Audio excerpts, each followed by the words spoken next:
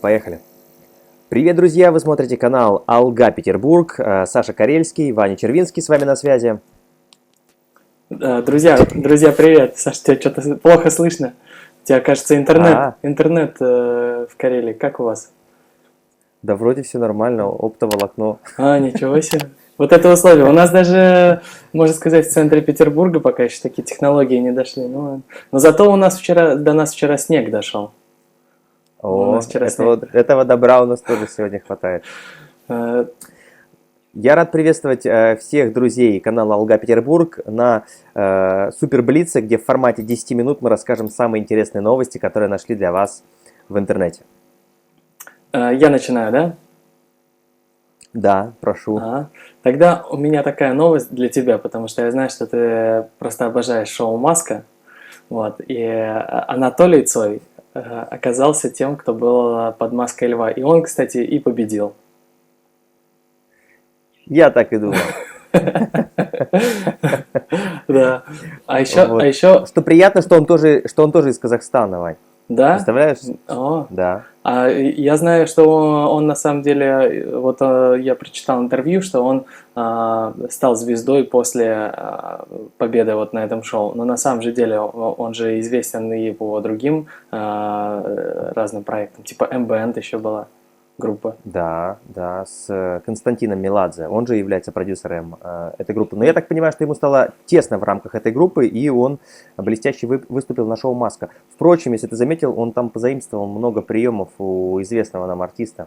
Мы знаем, что Димаш Канатович, он является таким флагманом в индустрии музыки, поэтому, естественно, все будут на него равняться и чему-то у него учиться. Да, Димаш задает тренды. Собственно, следующая новость у меня как раз про него. Все мы знаем и присутствовали на онлайн-трансляции, которая состоялась на канале Димаша Кудайбергена. Трансляция была посвящена концерту, который проходил в Украине, при полном аншлаге. И я знаю, что эта трансляция собрала более 9 тысяч зрителей. Представляешь, в онлайн-режиме наблюдали за происходящим концертом. Все, как всегда, получили массу положительных эмоций, впечатлений. То, что сейчас как раз, Вань, и не хватает нам, когда мы находимся дома в самоизоляции. Я могу сказать, что был эффект присутствия. Причем я смотрел не во время премьеры, я смотрел примерно через 3 часа. И вот это, конечно, было очень круто. И очень круто, что сейчас любой может зайти и посмотреть его. Так же, как, кстати, и нью-йоркский концерт. Хочется увидеть версию санкт-петербургского концерта.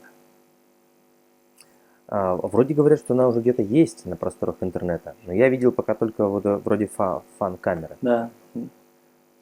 Будем ждать, надеемся, что это сбудется. Во всяком случае, мне было приятно не только посмотреть видео, которое очень профессионально снято, но и почитать комментарии.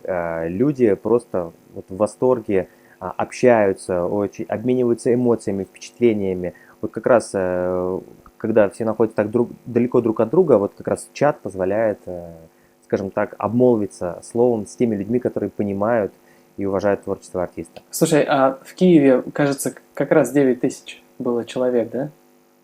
Да. Получается, что теперь не обязательно в современном мире ехать в Киев, чтобы побывать на концерте в 9-тысячной компании.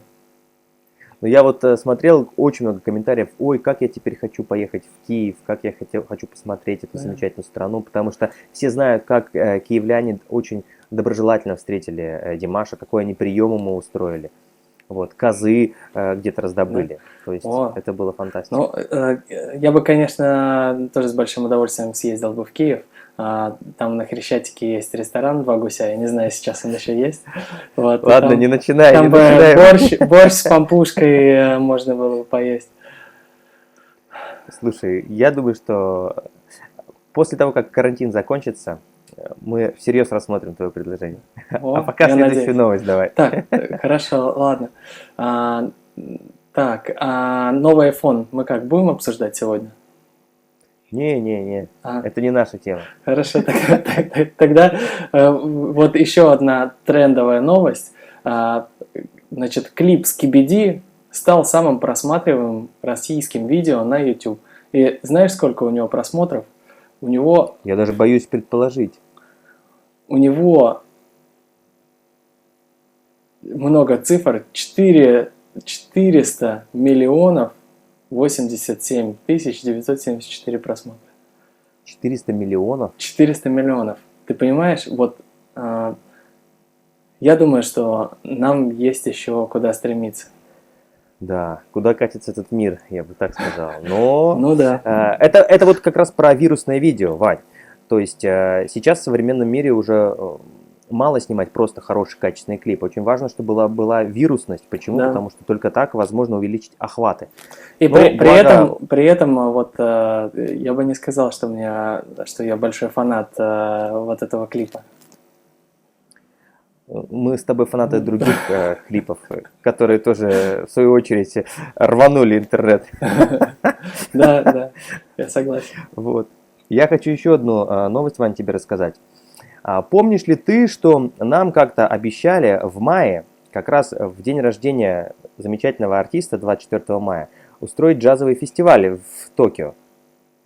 Так вот, после этого сказали, что в связи с сложившимися ситуациями этот фестиваль отменен.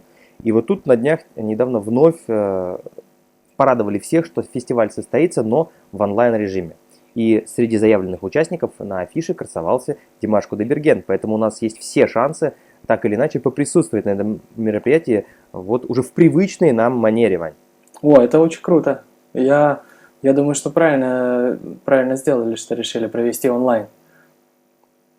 Поэтому, если интернет у нас не ослабнет, то, может быть, мы с нашими друзьями устроим совместный просмотр. Ну, как ты сказал уже, что если в Карелии оптоволокно, то я думаю, что проблем точно не будет.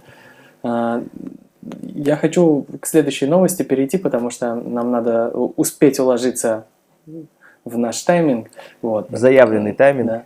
Поэтому, значит, победителем суперфинала 7-го сезона шоу «Голос дети» стала Олеся Казаченко из команды «Басты». Вот. Она исполнила песню Аллы Пугачевой «Миллион алых роз» и набрала 35,7% голосов. Вот. Там разрыв не очень большой, потому что Софья Туманова набрала 32,7%, Артем Фокин набрал 31,6%. Вот так вот. А про Миржана Жидебай ничего не слышно там? К сожалению, таких вот имен в финалистах не оказалось.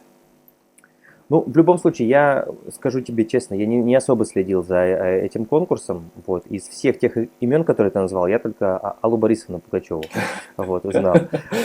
Потому что ее хиты, несмотря ни на что, вот сейчас продолжают побеждать, в том числе, да, Димаш Кудайберген и Игорь Крутой в номинации «Кавер Трибьют» заняли почетное место. И раз уж мы вновь вернулись к нашим героям, We Are One, клип, который до сих пор продолжает набирать колоссальное количество просмотров. Его, собственно, уже 900 тысяч человек посмотрели на YouTube-канале и 150 миллионов в различных социальных сетях Китая. Вот такие цифры показывает выступление Димаша Кудайбергена. И как раз на днях появилось интервью, где Димаш немножечко рассказал о том, что его вдохновило, когда он исполнял эту композицию. Разумеется, вот та непростая ситуация, которая сейчас царит в мире, он поделился, сказал, что он вложил все свои эмоции для того, чтобы как можно быстрее вся эта ситуация закончилась, чтобы мир совместными усилиями победил вот, данную напасть. И также сказал о том, что, пользуясь тем, что он находится на карантине, он прекрасно проводит время с семьей, очень много проводит время за фортепиано, где сочиняет новые хиты для своих фанатов. Ну что же, будем тогда ждать, получается, новых песен, а если сильно повезет, то и нового альбома, правильно? Ой, это было бы замечательно. И на этой тогда, получается, веселой ноте, я думаю, что мы сегодня попрощаемся с нашими зрителями и увидимся уже завтра в следующих передачах. Алга, Петербург! Алха, Димаш!